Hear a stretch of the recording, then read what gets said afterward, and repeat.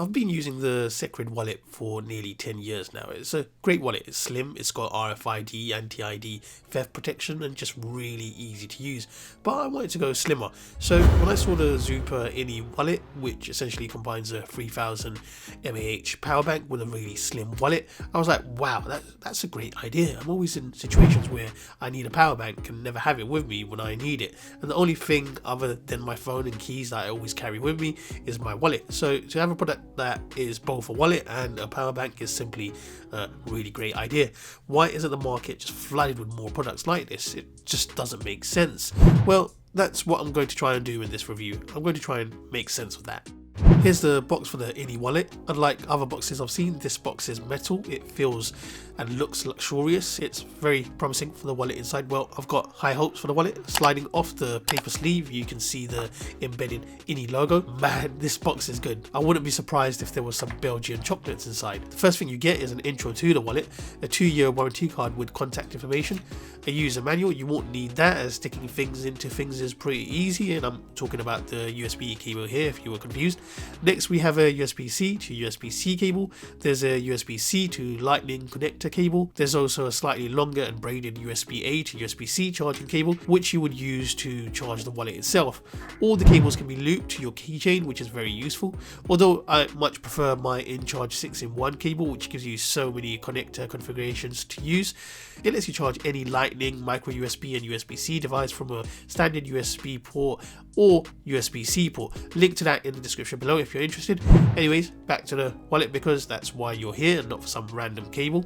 The wallet itself looks very sleek and minimal. It's made from recycled leather. You can see the embossed INE logo right here in the front, which looks pretty cool. You also have 2 card slots. I don't believe the front 2 slots are RFID protected, but you do have 2 more card slots on the inside, which definitely are. So I put my bank cards there to be safe. Finally, in terms of design, the power bank itself seems to be made of fully brushed aluminium. Whilst that does look and feel nice, I would have preferred if it had matched the color of the wallet. That way it would have looked more seamless. The wallet also features a patented sliding hinge. It lets you slide off the power bank, making the wallet even slimmer. There's a USB-C charging port on the bottom. Anyways, why would anyone want to slide off the power bank? I don't know, but you can. Wait, maybe if the power bank gets degraded over time, you can buy a replacement and slide that on. That makes sense. Although I haven't seen a power bank sold separately. Maybe any plans to do that in the future. In terms of size, the INE is taller than the INÉ Wallet, but it's a lot slimmer.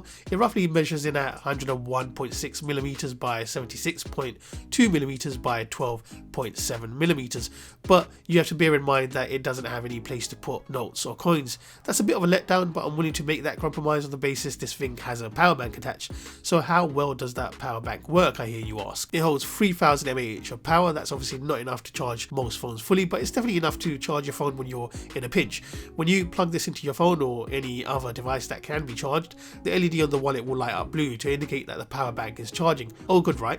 Well, here's where the wallet fails. The charging is extremely slow. First world problems I know, but it's just too slow. I tested this power bank out with my Samsung Galaxy Z Fold 3 with its 4400 mAh battery. If I charge it whilst using the phone, the percentage just doesn't even go up. It just stays the same, which I don't know, at least the power isn't dropping, but that's not good enough. And when I don't use the phone and leave it on charge, in 20 minutes of charging, my phone went from 67% to 75% in 25 minutes. Only 8% in 20 minutes. That's super slow.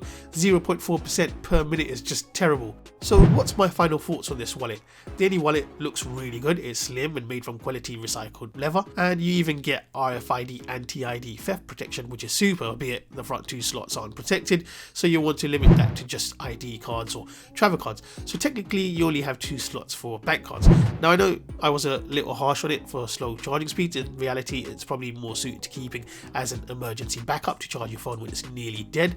It's not the power bank you want to use day to day. For that, you're better off using a dedicated power bank with fast charging.